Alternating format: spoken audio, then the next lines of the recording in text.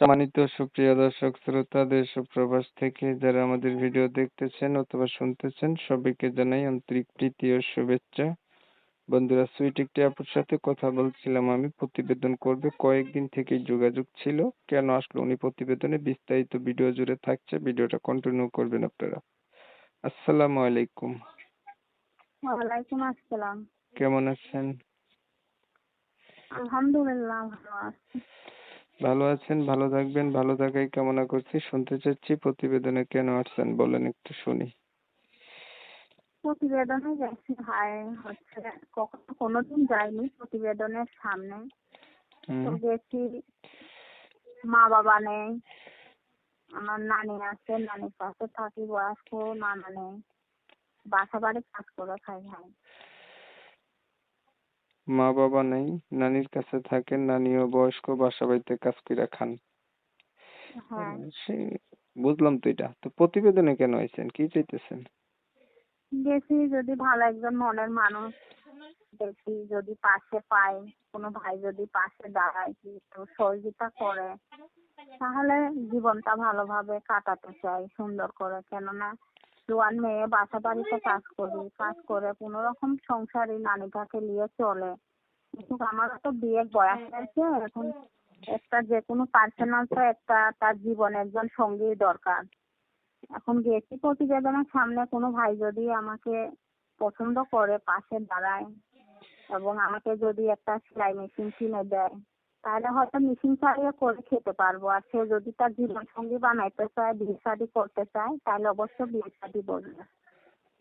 আচ্ছা, আপনার নাম কি? আমার নাম হুম। চাঁদনি। চাঁদনি? চাঁদ থেকে তো আলো বের হয়, আপনি থেকে আলো বের হয়নি?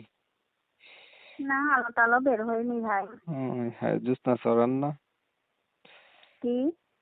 চাঁদনি রাতে তো চাঁদে তো জ্যোৎস্না ছড়ায়, আপনি জ্যোৎস্নাও ছড়ান না? আলো আলো টালো বার করার জন্যই তো প্রতিবেদনের সামনে গেছি। কোনো ভাই যদি পাশে দাঁড়ায় তাহলে অবশ্য আলো টালো ছড়াবে। আচ্ছা, মানে যে পাশে দাঁড়াবে তার জীবনটা আলো ছড়াই দিবেন। হ্যাঁ, হুম। এই পর্যন্ত কয়টা প্রতিবেদন করছিলেন? প্রতিবেদন করি নাই ভাই, কখনো প্রতিবেদনের সামনেই যাইনি। তাও আজও আমি প্রতিবেদনের সামনে যাইনি। তোমারে আমার নিজের ছবিটা পাঠাইলাম, আমার ভয়েস কলটা তোমাকে দিচ্ছি। প্রতিবেদনের সামনে কখনো লাইফে যাইনি। কেন এখন লেখা দেখি লেখাপড়া যে জানেন? এখন লেখাপড়া তেমন কিছু নাই ভাই, চলার মতো। নামাজ পড়েননি? হ্যাঁ, 5 ওয়াক্ত নামাজ পড়ি, কোরআন পড়ি। হুম। আচ্ছা, দেশের বাড়ি কোথায়? দেশের বাড়ি নাটোর। নাটোর। আচ্ছা, ধরেন মনের হ্যাঁ, মানুষ পাইলেন, মানুষটা একটু বয়স বেশি হলো, দেখতে কালো হইলো, আগে বিয়ে করছে এমন হলো।